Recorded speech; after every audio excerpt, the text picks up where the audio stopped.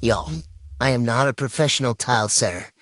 Here's a little story of the most nerve-wracking and stressful event of my whole DIY tile project.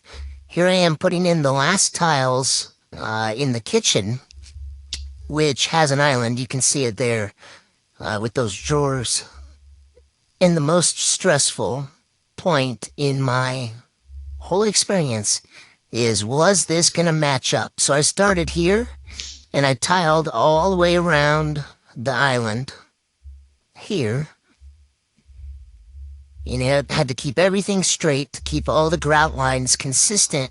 And when I got back to where I started, I was praying it would still match up and be straight. And it is. And there's the old grout line from when I started, and here's the last tile. And I think it looks pretty good. That's just me. So I'm just about done.